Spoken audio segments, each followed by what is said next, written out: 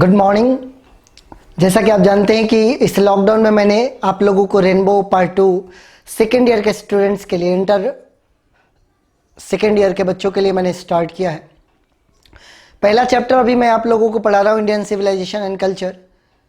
आज का वीडियो आप लोगों को ये चौथी वीडियो होगी जिसमें आप इंडियन सिविलाइजेशन एंड कल्चर के लिखे गए एक छोटे से टुकड़े को जान पाएंगे। मैं अलग अलग टुकड़े में करके छोटे छोटे वीडियोस में ये पहला चैप्टर कंप्लीट कर रहा हूँ, लेकिन टेक्स्ट पढ़ने के लिए आपके सारे वर्ड मीनिंग आपको कंप्लीट रखने होंगे। मैं वर्ड मीनिंग आपके स्क्रीन के ऊपर दे रहा हूँ। एक 360 क्वालिटी में इस वीडियो को ले जाकर कम से कम और स्क्रीनशॉट ले लीजिएगा, जिससे कि वर्ड मीनिंग आप अच्छे तरीके से प्रिपेयर कर सके। तो आइए शुरू करते हैं आज का चौथा वीडियो। गुड मॉर्निंग आप सभी लोगों को। तो आइए, इंडियन सिविलाइजेशन एंड कल्चर हम आप लोगों को पढ़ा रहे हैं अपने यूट्यूब चैनल के माध्यम से, और अभी तक 3 वीडियोस मैंने आप लोगों को दे रखा है जिसमें पैराग्राफ नंबर 6 तक की पढ़ाई हो चुकी है। तो 7th पैराग्राफ आज से हम स्टार्ट करते हैं। गांधी जी आगे कहते हैं, इससे पहले कि मैं पढ़ाना शुरू करूं, आप ये ध्यान रखेंगे कि वर्ड्स जो भी आपको दिया गया है उसको आप प्रिपेयर रखेंगे, ताकि जो टेक्स्ट मैं पढ़ाऊं उसकी मीनिंग आप आसानी से समझ सकें। दे further reasoned that large cities were a snare and a useless encumbrance and that people would not be happy in them. हमारे जो एंसेस्टर्स थे उनके लिए यहाँ पर दे आया हुआ है। उन्होंने आगे ये रीज़न दिया था, हमारे जितने भी पूर्वज थे वो लार्ज सिटीज़ को प्रेफर नहीं करते थे, बल्कि स्मॉल विलेजेज को प्रेफर करते थे, क्योंकि उनका ये मानना था कि जो बड़े बड़े शहर हैं ये बहुत बड़े बोझ के समान होते हैं, बहुत बड़ा माया जाल वहाँ पर होता है। और उन लोगों का ऐसा मानना था कि लोग बड़े शहरों में हैप्पी लाइफ नहीं जी पाते हैं। That there would be gangs of thieves and robbers. उनका ये मानना था कि वहाँ पर शहरों में चोरों का गैंग होता है, थीव्स का गैंग होता है, रॉबर्स का गैंग होता है, ऐसा उनका मानना था। उनका ये भी मानना था कि प्रोस्टिट्यूशन यानी कि वेश्यावृत्ति और वाइस यानी कि बुराई बहुत ही हद तक शहरों में फैला रहता था। और हमारे पूर्वज ये भी मानते थे कि पुअर मेन रॉब कर लिए जाते थे, मतलब कि लूट लिए जाते थे रिच मेन के द्वारा। और यही वो रीज़न है कि हमारे जो एंसेस्टर्स थे वो स्मॉल विलेजेस से ही सेटिस्फाइड थे। वो शहरों में जाना, शहरों में रहना वो प्रेफर नहीं करते थे। आप ऐसे भी समझ सकते हैं कि गाँव में जितना हद तक, भारत को वैसे भी कहा जाता है कि गाँवों का देश है, और गांधी जी का ये मानना है कि भारत की संस्कृति और सभ्यता की झलक वास्तव में गांव में ही मिलती थी। और आधुनिकीकरण के पहले भारत में अधिकतर लोग गांवों में ही निवास करते थे। अभी भी गांव में निवास करने वाले लोगों की संख्या अधिक है, लेकिन इसके बावजूद अब शहरीकरण हो चुका है। लेकिन पहले जो हमारे एंसेस्टर्स थे वो गांव में रहना और हैप्पी लाइफ जीना ही पसंद करते थे। पैरा नंबर 8 है, they say that kings and their swords were inferior to the swords of ethics, and they therefore held the sovereigns of the earth to be inferior to the rishis and the fakirs.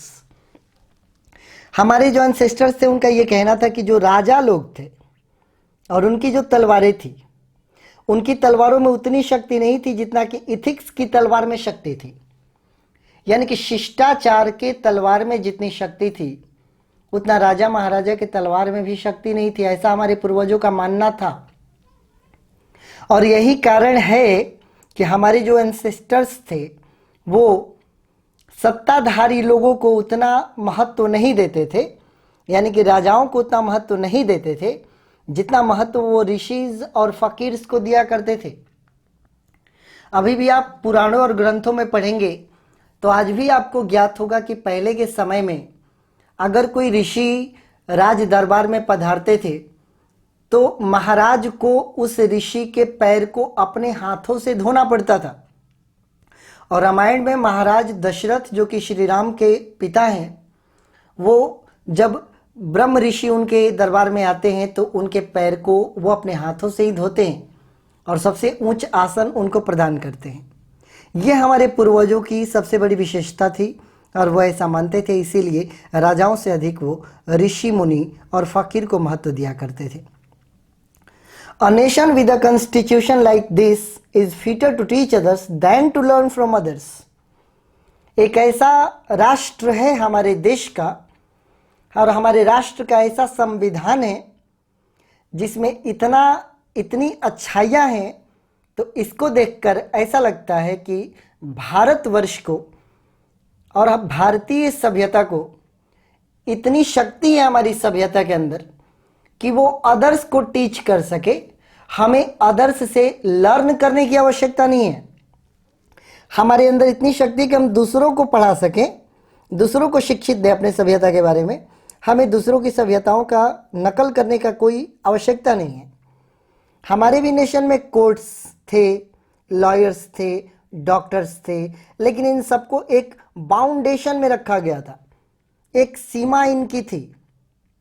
ये सारे के सारे professions, ये जितने भी profession करने वाले उच्च लोग थे, हमारे पूर्वज ये जानते थे कि ये प्रोफेशन करने वाले लोग ये बहुत ही ज़्यादा इनको सुपीरियर नहीं माना जाता था। ये जितने भी नौकरी करने वाले लोग हैं, ये इन सभी को पब्लिक पर डिपेंडेंट माना जाता था। इनको ऐसा माना जाता था कि ये सब के सब हम पर डिपेंडेंट है। और वकील जो थे, वैद्य जो थे, वो लोगों को रॉब नहीं करते थे, लूटते नहीं थे, बल्कि ये हम ही पर आश्रित रहते थे। ये हमारे सेवक थे, न कि हमारे मास्टर।